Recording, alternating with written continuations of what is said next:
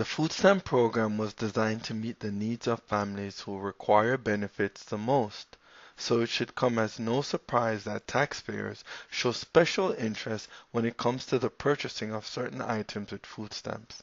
Today, we'll discuss one such item and why it should be banned. The food stamp program has been and still is a highly efficient and effective program. In times of economic distress, it's played a key role in stabilizing the country's welfare. Bloomberg Opinion writes, food stamps have proved to be an effective tool for helping to lift millions of Americans, especially children, out of poverty. But, as is the case with anything else, the program is not without its flaws. On October 1st, 2008, the government changed the name of one of its most essential programs from food stamps to SNAP, an acronym which stands for Supplemental Nutrition Assistance Program. One could argue that the change was due to heavy scrutiny of the program's design. The program seems to focus less on a participant's nutritional needs and contribute more to unhealthy eating habits. Regardless of motives, there was a pressing concern that needed to be addressed. It has long been debated that certain non-nutritious food items should be banned. One such item is soda. Soda provides no nutritional value and more often than not is associated with serious health risks. If for no other reason than to promote public health, soda should be on the list of prohibited items. If the health advocates expected to see a decrease over the years in soda consumption, their hopes were realized. Soda consumption decrease showed promising results. Now more than ever, it seemed that more people were conscious of the negative health effects from drinking soda. An article in the New York Times states that according to a new study based on a continuing national health survey, 60.7% of children and 50% of adults drank a sugary beverage on any given day in 2014, down from 79.7% of children and 61.5% of adults in 2003. Although those numbers reflected the start of a promising decline, the detriment of soda to our health still remains the same.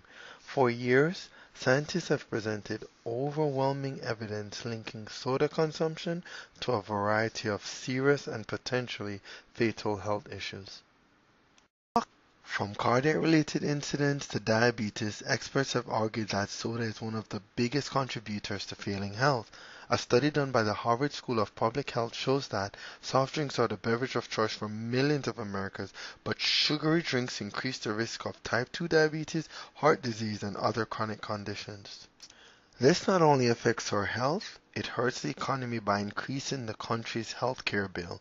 Medicare statistics posted by Kubansky and Newman shows that in 2017, Medicare benefits payments total $702 billion, up from $425 billion in 2007. However, even with the continued evidence and repeated warnings, it seems that people are still captivated by the sugary liquid's deadly allure. Have you ever noticed the price of water compared to the price of soda? Why is it cheaper to buy soda than it is to buy water? Beverage companies spend and invest millions of dollars advertising in magazines, on television, and even with celebrities in efforts to convince us to pay for a product that is detrimental to our health. Soda is cheaply priced and readily available for our convenience. Why is that? Well, think about it.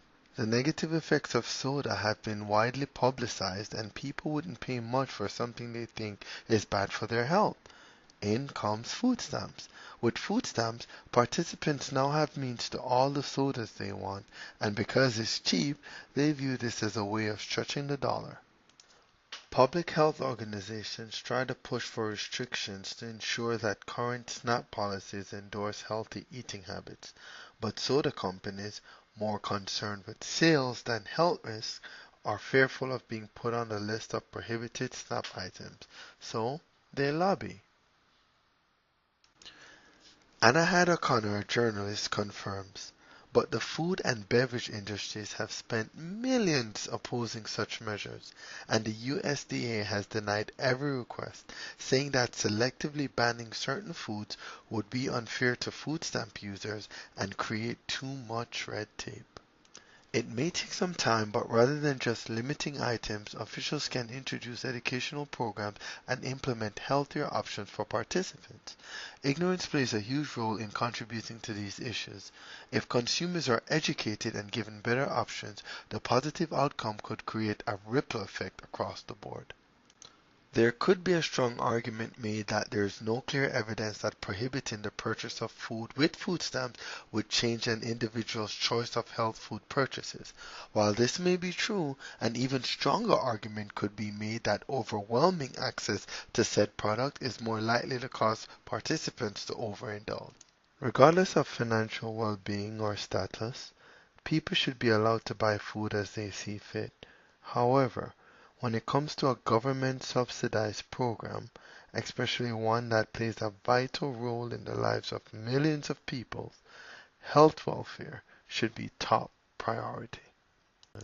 The SNAP program exists so that people with a limited income can buy the food necessary to lead a healthy life. It was designed to help low-income families in their time of need sustain. Sodas are not a necessary part of sustaining life, but rather an adverse effect to our health.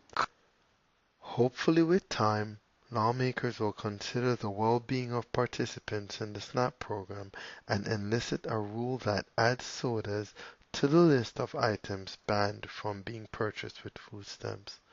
I hope you've enjoyed the presentation. Thank you very much for listening.